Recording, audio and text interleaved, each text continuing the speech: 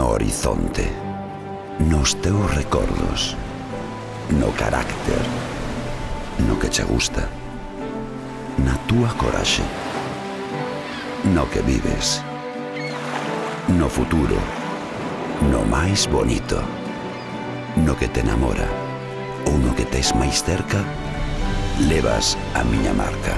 Cando se trata de escoller o mellor, o noso mar marca.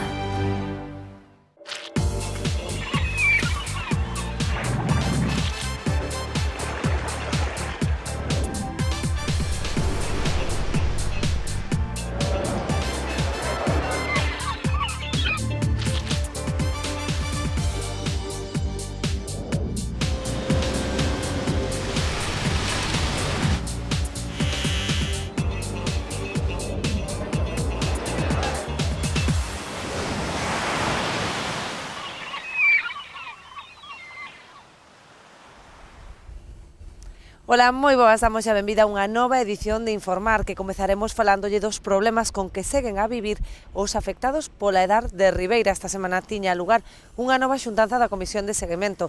Estaremos tamén moi pendentes de novas relacionadas con portos, como os índices de execución orzamentaria ao longo de 2017. Estes temas e máis, hoxe aquí en Informar. Comezamos. Nova xuntanza da Comisión de Seguimento da Edar de Ribeira. Os veciños denuncian que seguen convivindo cos mesmos problemas que antes de acometerse as actuacións. Portos de Galicia dotará dun pantalán de descarga para artes menores á lonxa de Ribeira, satisfacendo así unha bella demanda da confraría. Portos de Galicia pechou o 2017 cun índice de execución orzamentaria do 80% dos investimentos. Esta semana tiña lugar unha nova reunión da Comisión de Seguimento do Funcionamento da Edar en Ribeira. A pesar de que a Aquaes dou conta das medidas acometidas ata o momento para minimizar os problemas, os veciños seguen a convivir con malos cheiros e vertidos. A directora territorial de Aquaes, Isabel Pérez Espinosa, e o director de Infraestructuras, Jerónimo Moreno, desprazáronse a pasada tarde ata Ribeira para manter unha xuntanza cos veciños afectados pola edar.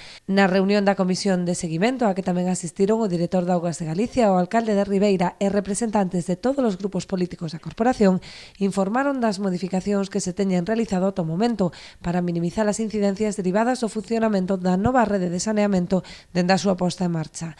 Entre elas, a desconexión de vertidos industriais e a redución dos caudais de auga mariña para evitar así a emisión de malos olores, medidas que os afectados consideran totalmente insuficientes, posto que se ven algunhas zonas como o Touro mellorou a situación, en Castiñeira seguen a convivir con frecuentes cheiros e vertidos. Cheira igual nos areiros sigue cheirando, e nas casas sigue cheirando.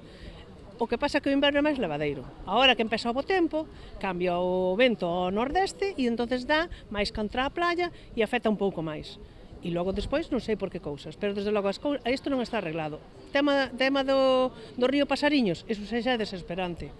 Houve un vertido tremendo do que xa vos enterastedes todos, que non sabemos nin que conclusións ten. Polo visto, era sudre que salía dali e, sin embargo, las aguas fecales eran las que acepta a Xunta para todas esas cosas. Pois mira ti, pois ala que xa poden votar. A pesar de que a situación dista moito de estar arranxada, a Valedora do Pobo arquivou a queixa presentada pola plataforma de afectados, decisión coa que os veciños non están de acordo.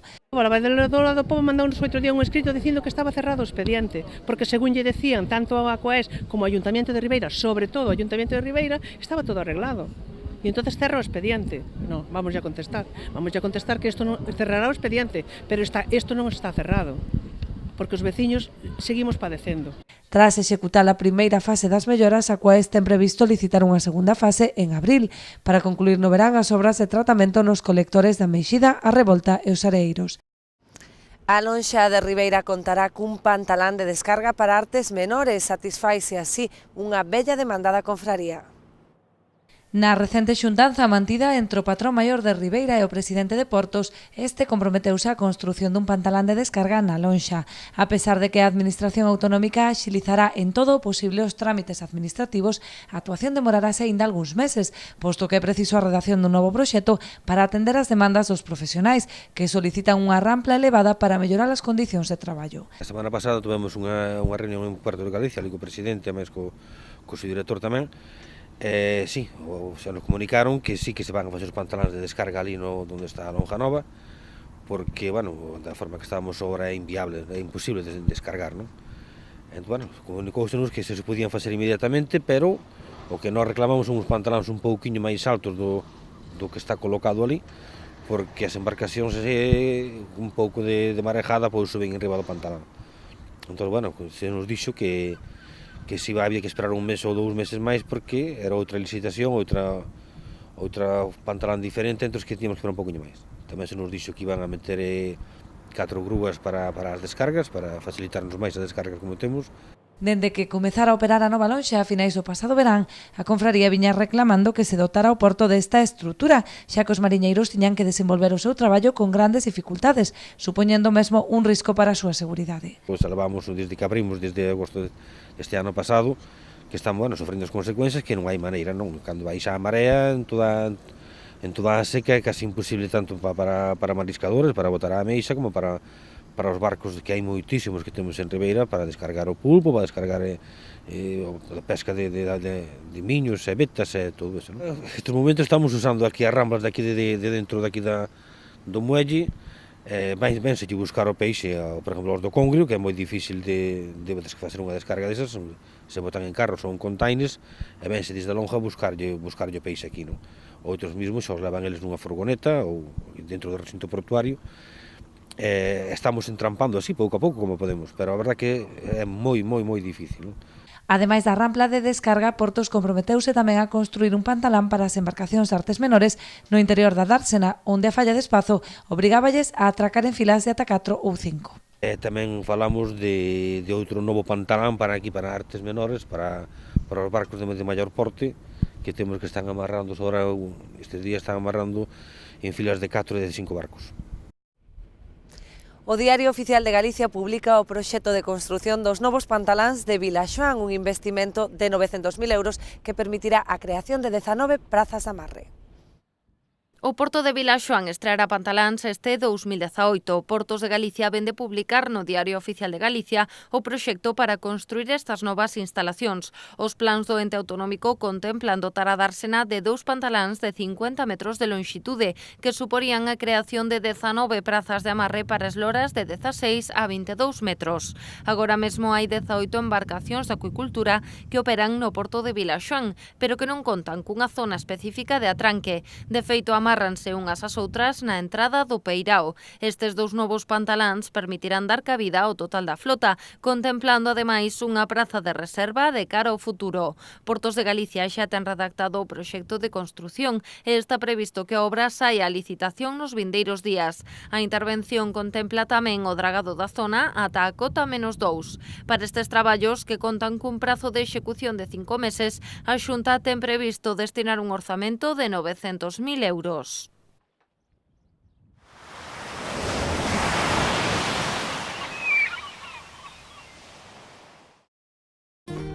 Eu confío na conservación e o respeto ao medio ambiente. Eu confío na pesca de boixura artesanal e selectiva. Eu confío no traballo feito con esmero e agarimo.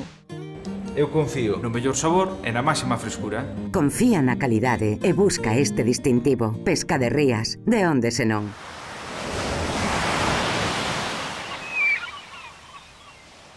Facemos agora balance co presidente de Portos de Galicia das prazas de amarre que se están a crear tanto nos portos de Muros Noia como na Ría de Arousa, e tamén falaremos do índice de execución orzamentaria ao longo de 2017, que chegou ao 80%.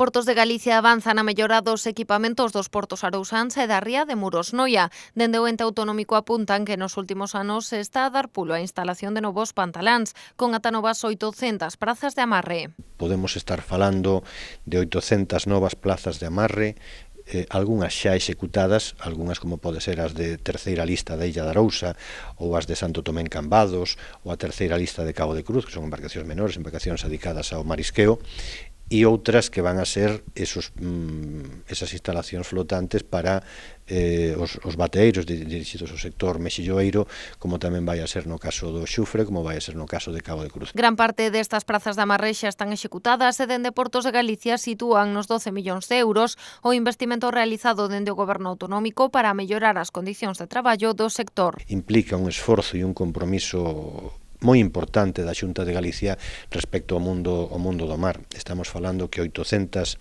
embarcacións cos seus tripulantes van a poder acceder ás mesmas e desembarcar das mesmas en condicións de máxima seguridade e tamén da mellora da operatividade portuaria. Durán asegurou que durante este 2018 continuarán a realizarse os investimentos aínda pendentes, tanto na Ría de Arousa como na de Muros Noia. Ano importante, eu quero lembrar aquí que aparte do que xa se fixo, este ano 18 supón un avance importantísimo no que é os investimentos que vamos a desenvolver, pois a Xunta de Galicia incrementou os orzamentos de Portos de Galicia preto dun 90% respecto ao ano 2017, precisamente para completar esos proxectos que estamos falando e algúns outros que son desta zona que é tan puxante desde o punto de vista do mar, que é a Ría de Arousa, Muros Noia, etc.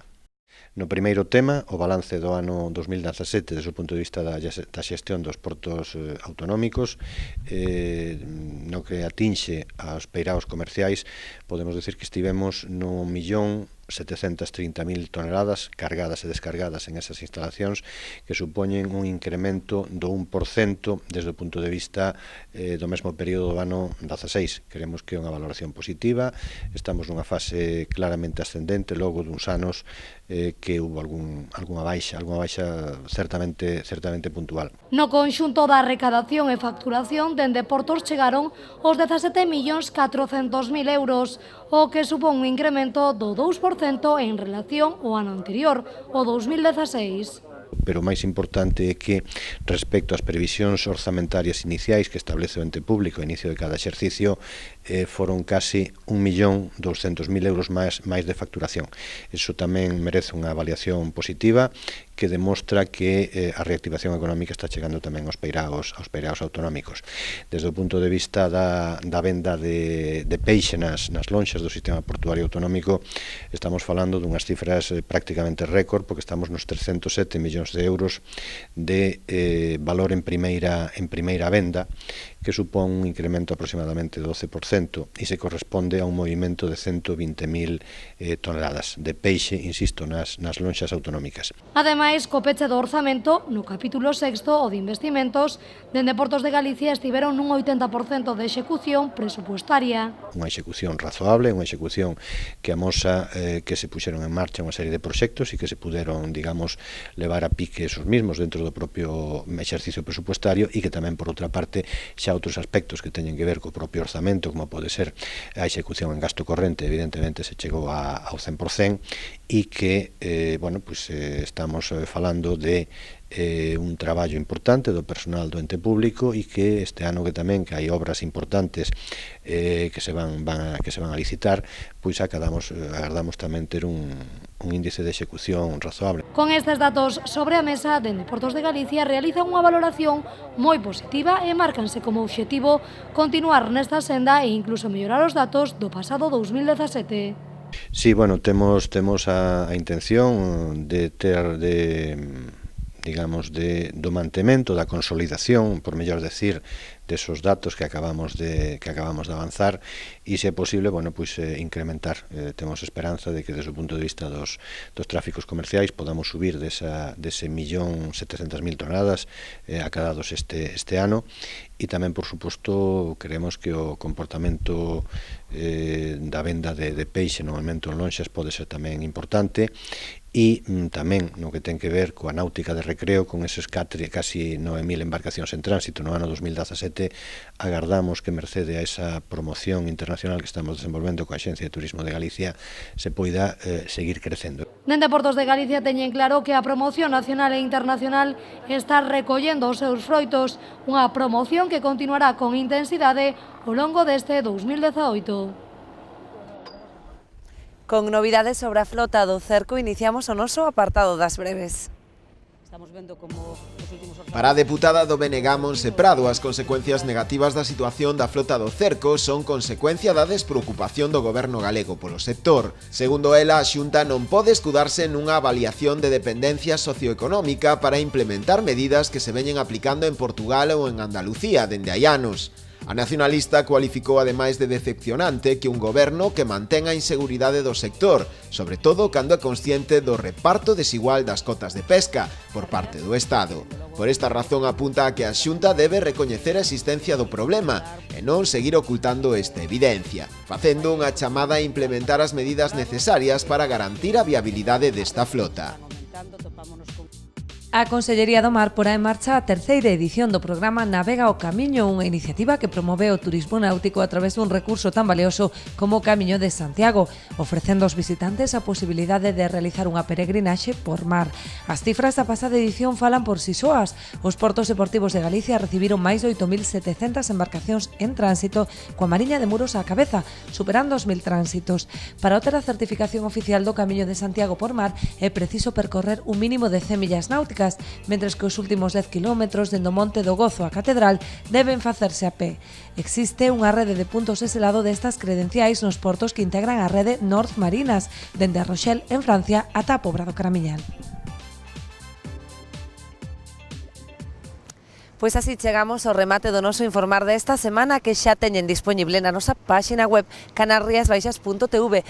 A nós tan só nos queda despedirnos lembrándolles que estaremos de volta o vindeiro xoves á mesma hora aquí en Canal Rías Baixas. Ata entón.